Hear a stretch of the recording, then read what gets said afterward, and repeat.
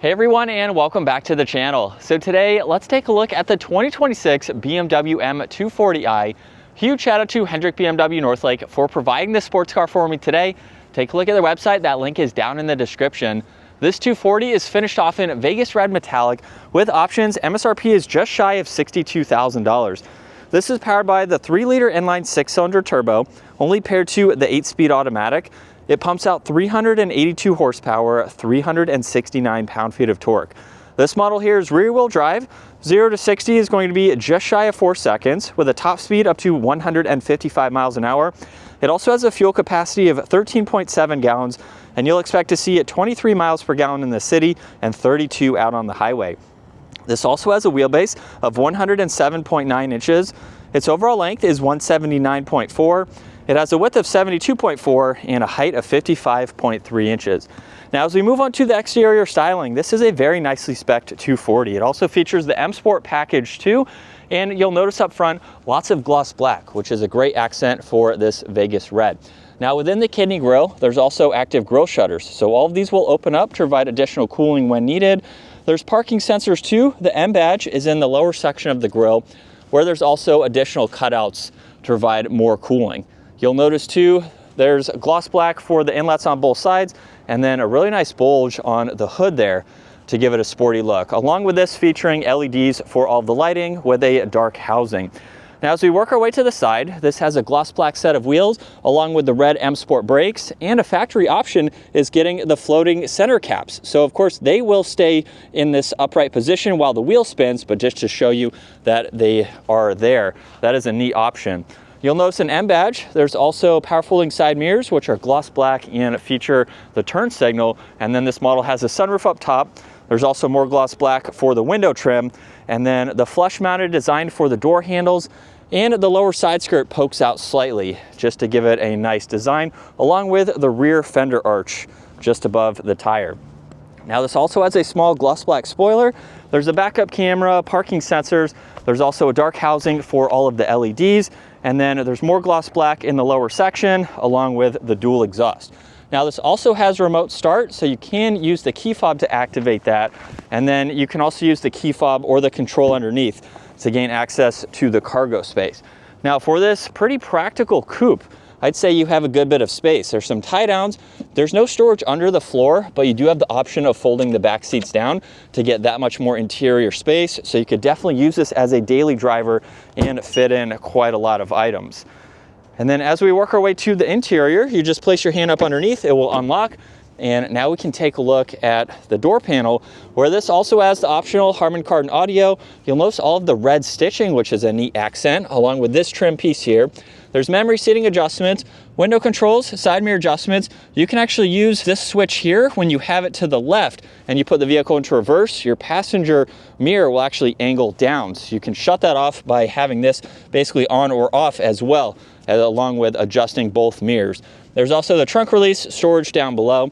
And then this model has the two-tone seats. So with the red, it's a really nice accent.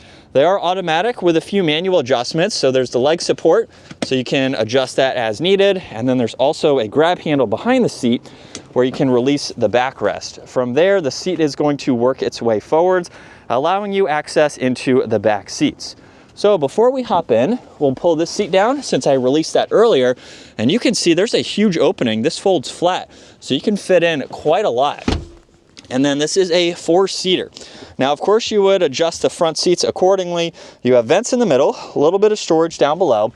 And I really wouldn't want to ride back here. I could go on a short trip maybe around the city. I got an armrest, a large window here, and then right in the middle, you also have cup holders. So you have the armrest along with the cup holders, and you can fold this middle seat down individually, which is nice. So this is going to be better for a car seat for some smaller kids. If you want a practical vehicle, you can still put people in the back, which is nice. So even myself, again, maybe around town, but if you have kids, it's definitely going to be a lot more beneficial. Now, this has a red stripe up top for the leather steering wheel with the flat bottom design, the M badge, and all of the brushed accents. But let's start this up and take a listen to how the 240 sounds.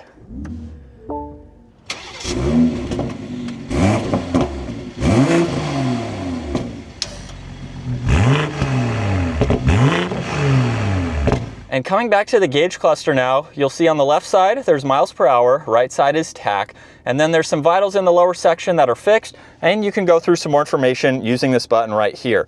Now on the right side, there's also volume, tuning, Bluetooth, and voice commands. So if you use that control in the middle, and then you can use the rotary dial now, you can scroll through all of this content. So you have quite a lot to go through, just depending on what you would like to see, and you can also adjust the layout. So let's go into the navigation now, where you can adjust the sides of it there basically, depending on how you want to view that information. And then this also has a head-up display. So you can go through a few of those settings as well, depending again on what you need to see for the day. Now there's also paddle shifters, cruise control settings, your headlight adjustments, dimmer switch for the gauges, one air vent, and then with the infotainment system, everything in the lower section is fixed, so you can quickly get into it, and you can also use the shortcuts down below. This has Apple CarPlay and Android Auto. You can get through all the climate adjustments, your interior lighting. You have vehicle settings that you can monitor as well, and a few other icons to get into as needed.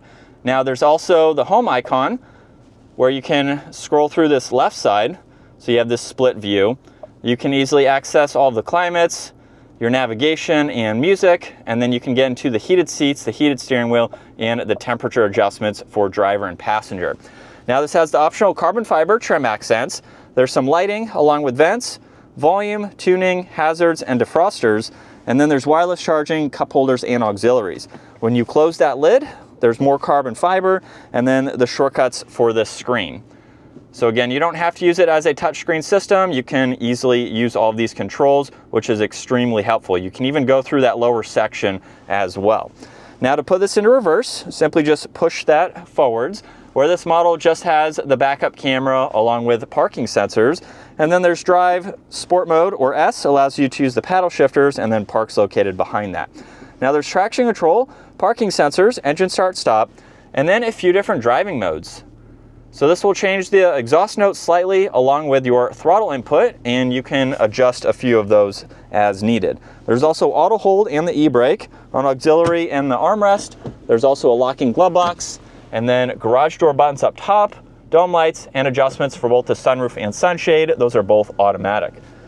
And then here's a look at visibility. With those large windows for your backseat passengers, it also helps as a driver to see over both shoulders easily. As we set up behind the wheel now for the 240i, this seems to be a very popular sports car from BMW, and one that we have been able to film. It's nice to showcase different specs for this. But what I want to talk about is a lot of previous comments with the 240 and what I have seen, because I have referenced this or compared it to the M2 as well, just another in the 2 series there. You can go with this or the M2. Obviously there's other M cars to go with. But between this and the M2, a lot of people seem to be drawn towards this, not only because it does cost less, but you have the option of going with all-wheel drive, which we have been able to test out. You can drive this a little bit more in inclement weather and things like that, which the M2 doesn't have, and you still have some really nice performance figures. So the 0 to 60 time is almost just as quick.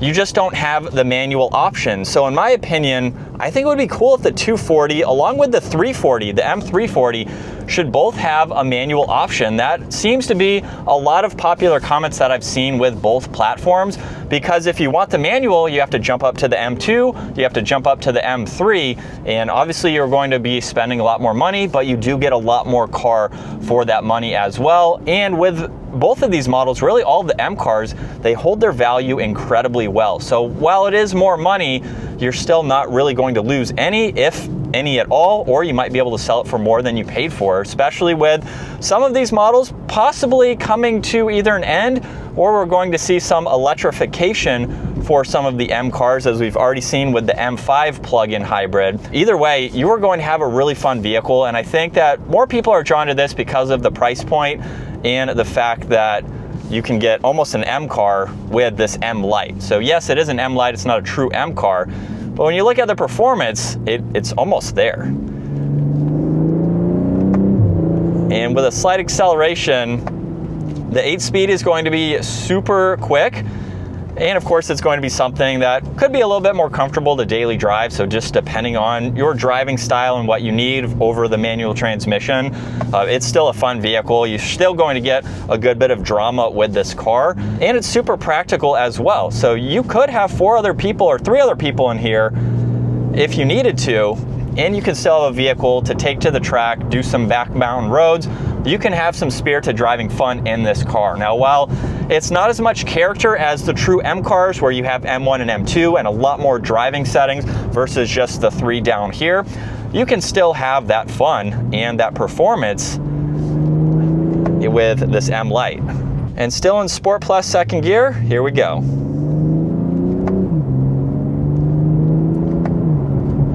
And that's just a minor acceleration for this new vehicle, but this is what it's like to be behind the wheel for the M240. Definitely a really nice place to be. You have a lot of ways that you can spec this. This particular model does have a few nice options, the Harman Kardon, the carbon fiber. That is about it. There's some other options that you can go with. You can spec it with distance pacing and adaptive cruise and some other options like that. So again, just depending on the options that you would like. One thing with the M240 as well is you do not have the option of going with the carbon fiber bucket seats, which, as I've mentioned with the BMW M2, you have some more performance style options like that. So it depends on how you plan to drive this car, what is going to best suit you for your driving style. You have a really nice comfortable seat, however. So again, if this is more of a daily driver for you, something that you just want to be comfortable, you have a great option to go with. Some really nice materials too. I'm not sure if the 240 has the option of going with the extended leather like some of the other models, so you do have some plastic within the interior here, but overall it has a great look to it with the rest of the materials, and it drives as you would expect for a BMW. So it's going to be very comfortable and smooth, not a lot of road noise or wind noise, making it a perfect vehicle to drive from point A to point B, and one that you can have some fun with as well. Now, as far as the driver's seat here goes with headroom, at 5'10", I have about 1 inch or so, and this is a height adjustable seat, so with it all the way down, I'm maybe 2.5 inches. So if you're any taller than 6 feet, it might be a little bit tight, but it's still fairly roomy for how small this vehicle is. You have a lot of interior space, which is nice. So it's a spacious interior for its smaller sizing. And then with this being a small vehicle, it's also going to be perfect for parking lot situations and just maneuverability. So as we make this turnaround here, we don't have rear wheel steering or anything, but super tight for its turning radius, which is very nice. And then I'm not doing the full potential today, but as I mentioned earlier with the specs, it's definitely a quick vehicle.